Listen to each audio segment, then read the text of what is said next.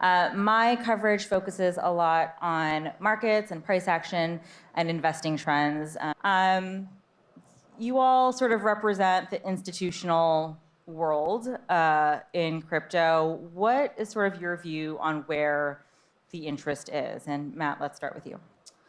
Yeah, so this was a huge year, in my opinion, for just getting capital now accessible to this asset class through the ETPs.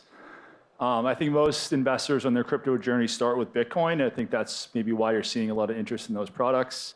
It's been massive, right? Because there's over 30 trillion in advisory assets in the US that could not easily access spot Bitcoin exposure until you had the ETP.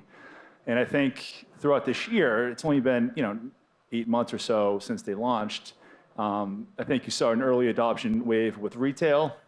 Then you saw the advisors come in, and now you're starting to see more and more institutional clients come in. So I'm incredibly encouraged by what we've seen so far with these ETP launches and the adoption curve on which a lot of these investors are on. It seems like, okay, so earlier this year, we got the ETFs, Bitcoin hit an all-time high, and I think typically what happens is ETH follows in hitting that record, and then you see this long tail of other altcoins and crypto assets, and we just have not really seen the market lift this year. Is that, Dan, how do you see that? I mean, is that a reflection of a lack of interest or appetite? Has interest changed? Why aren't we seeing that? Yeah, I mean, I think it's just temporary. There's been a lot of activity on layer twos that maybe's pulled away some interest. You had the recent, Uniswap movement off of ETH. That's sort of been an issue. I think people think about, okay, what's their revenue model? But honestly, Bitcoin, Ethereum, and I think now Solana have all achieved network effect, which just means I think those are the core assets of the space, and everything else is pretty much a venture project.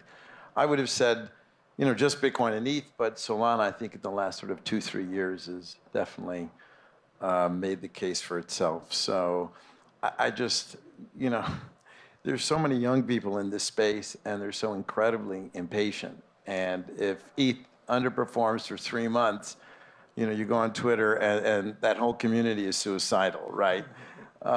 Which it is now. I mean, I don't know what you guys think, but it's totally nuts. And I'm sitting here thinking, well, it's an opportunity. And Solana, I think, is made the case for itself as well. I mean, there's a whole other argument you can ask other people about whether they think meme coins are legitimate, or that's been a lot of the traffic on Solana. But I think the defining event after the ETFs, I think that is right this year, is that there's been a tremendous movement on chain.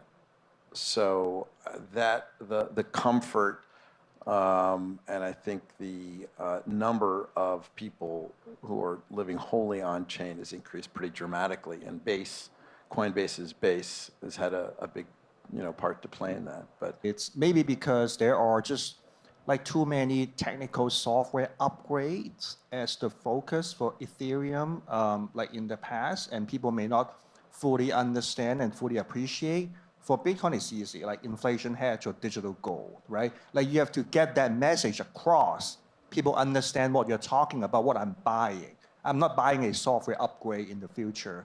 So, but for people who understand this space, they are excited about that because they know that it will get the system faster and cheaper. But now we have layer 2 solutions that makes that upgrade not extremely excited right now. So that's my view.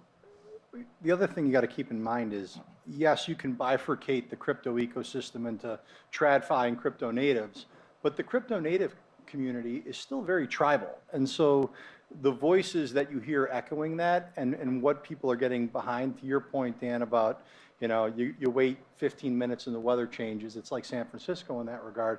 People, if they're not seeing the gains immediately, the narrative kind of, gets drowned out. And so whoever's got the loudest voice and is getting their base going, it doesn't mean that there aren't interesting things happening. It doesn't mean that it's not valuable or usable. It just means that maybe there isn't a loud megaphone that's screaming at that in any given moment.